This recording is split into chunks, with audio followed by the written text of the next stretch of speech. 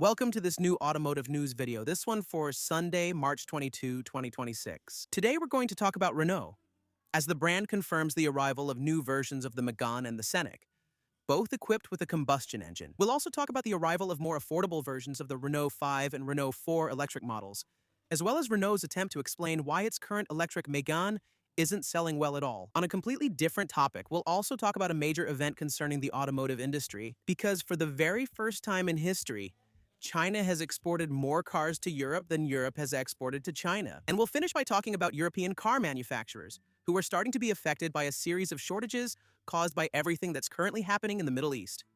What's simply preventing them from producing cars? These are this Sunday's video topics. I hope you find it interesting, and as usual, show your support if you do. Liking, subscribing for future videos, and boosting this one if possible are the best free ways to support and boost my channel's visibility. And by leaving a comment where you share your opinion about today's news.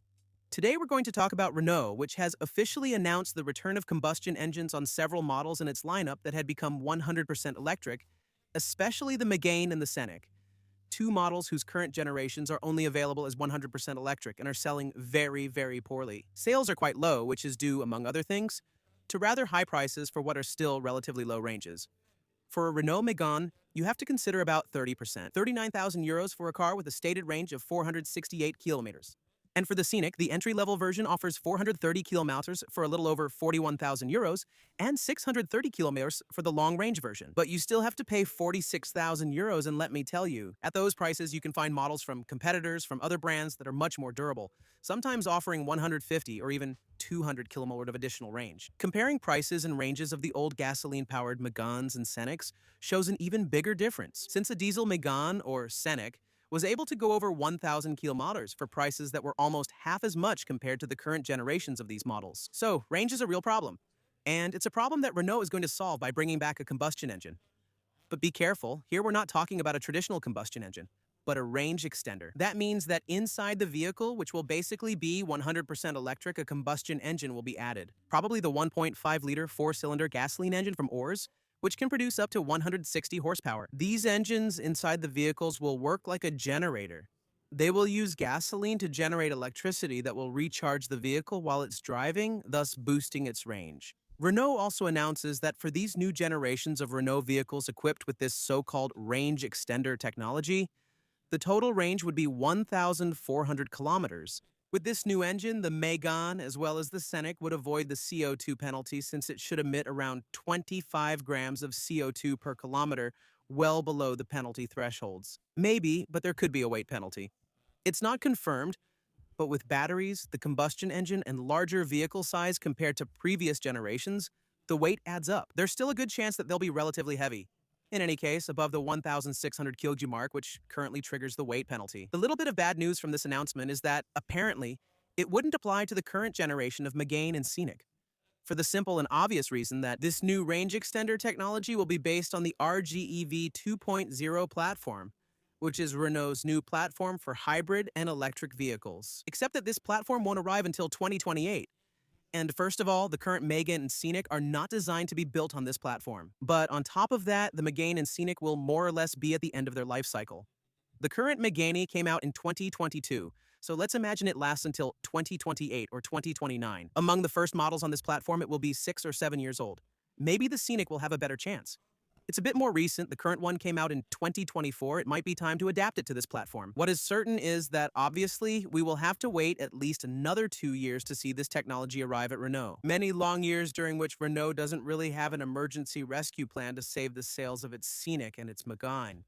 By the way, regarding the Megane, Renault admitted that it made a strategic mistake, not only by offering the Megane as 100% electric, but also an engineering mistake, a strategic error in the vehicle's design. Philippe Brunet, Renault's technical director, discussed this, explaining that Renault had locked in the battery chemistry of the Renault Megane 4 years before it went on sale. By locking in the battery chemistry, it means that Renault had settled on a technological choice, that of NMC batteries, which were considered more efficient at the time, and that's still the case now, except that, first of all, the NMC batteries of 2026 are much more durable than the NMC batteries from when the Megane was designed. And in 2026, and this has already been the case for several years now, there are even LFP batteries, which are still considered entry-level batteries because they're cheaper to produce but less efficient. There are now LFP batteries that cost less to produce than the NMC batteries in the Renault Megane, while offering greater range with LFP. Renault is now shifting to this battery type, enabling them to offer more affordable electric cars. That's what I explained earlier in the video. The current Megane has a very low range considering its price compared to what the competition offers. Now, there's more dynamic, more agile competition, which has offered more modern batteries in their cars. It's a strategic mistake, but Renault at least seems to have learned the lesson since Philippe Brunet announced in the same interview that Renault had changed its way of designing its electric vehicles, allowing them to set the battery chemistry for the group's upcoming electric models as early as 2 years before the model's release, allowing them to enter the market with less technological delay and with vehicles that are not completely obsolete. On another note, a major event for the automotive industry happened a few weeks ago, since for the very first time, Chinese brands exported more cars to Europe than European brands exported to China. In fact, it goes even further than that, since it's actually the European automotive trade balance that's collapsing in favor of China's. On this point, the decline for Europe is particularly severe, because until last year it had a positive balance, but last year the trend reversed so much in favor of China that the deficit recorded in 2025 completely wiped out the last 6 years of positive trade balance for Europe. So, in detail, exports of vehicles and spare parts from Europe to China fell by 34%. In 2025, they reached 16 billion euros, while imports of cars and parts from China increased by 8% to reach 22 billion. This is due to two things in particular. The first is that German brands, which used to be the leaders, were the ones that used to export the most cars from Europe to China. German brands have plummeted in China's market, quite simply because with electric cars, the Chinese are 10, 15, even 20 years ahead of them. And in China, they offer electric cars that are just as efficient as German cars, but much cheaper. And the second thing is the massive arrival in Europe for about 2 years now of a whole bunch of new Chinese manufacturers who are managing to grab market share in Europe, thanks to three things. The first two are their technological superiority when it comes to electric and hybrid cars. And the second is that their cars are generally cheaper. And you can't count on Renault to turn things around, since Renault announced that several new versions of the Renault 5 Electric will be coming to Europe, which will be equipped with Chinese batteries to try to sell them at a lower price.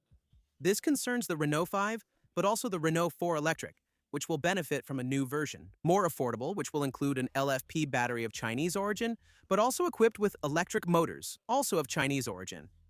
This new motor will be supplied by the Chinese manufacturer Shanghai eDrive, and will be a derivative of the electric motor found under the hood of the Renault Twingo, since in fact the Renault Twingo under the hood really does use Chinese technology. So this new powertrain will develop around 110 horsepower and will use hairpin technology for the winding. It's the fixed part of the electric motor, a technology that uses rectangular copper bars for the winding, which allows for improved engine power, cooling, and compactness, resulting in a smaller engine. The goal for Renault with this new engine is to be able to offer versions of the R5 and R4 at prices lower than the current ones. Currently, the R4 range starts at 29,000 euros and the R5 range at 24,000. So batteries and engines coming from China, well, that's not going to help restore the trade balance. However, there is still a good little possibility, which is that even if these parts are of Chinese origin, they will normally be assembled in France. At Renault's historic site, the Cléon site, new versions will be arriving as early as 2027, unless Renault, like other brands, is affected by a shortage. Because the Strait of Hormuz blockade from Iran's geopolitical tensions, they are becoming scarce. Certain materials, certain components that are necessary for automobile production, such as semiconductors. Semiconductors, in order to be manufactured, require helium to cool the machines that build them. Now, a third of the world's helium passes through the Strait of Hormuz. It is exported by Qatar. And so a slowdown or even a break in the semiconductor production chain is happening. And the problem is that all modern cars need these semiconductors to be produced because they are used to operate the electronics, which are increasingly present in cars nowadays. More demand and less supply. This will lead to more expensive semiconductors, and therefore car prices will go up. And no semiconductors simply means no modern cars. A situation that is doubly complicated when it comes to semiconductors, since right now artificial intelligence is booming. It's being put everywhere, literally, and the semiconductor manufacturers have explained that, well, they will be the priority, because it's much more profitable to work with the AI industry than with the auto industry. So that's one of the many shortages that is developing and will impact the automotive industry. If the situation continues, the good news is that car manufacturers had been prepared. Since 2024, they have diversified their semiconductor suppliers. But many believe that beyond 8 to 10 weeks of blockage of the Strait of Hormuz, we would see shortages and a major crisis, much worse than the semiconductor crisis, which had paralyzed some European manufacturers around the 2020s 8 to 10 weeks the countdown has started. And it's already been 4 weeks, right? That's it. We've covered the news for this Sunday, March 22. I hope you enjoyed the video, and if you did, as usual, I'm counting on you to show it by leaving a like, subscribing for the next videos, or maybe even supporting the channel by clicking the join button. I'll see you tomorrow for the next one. Ciao!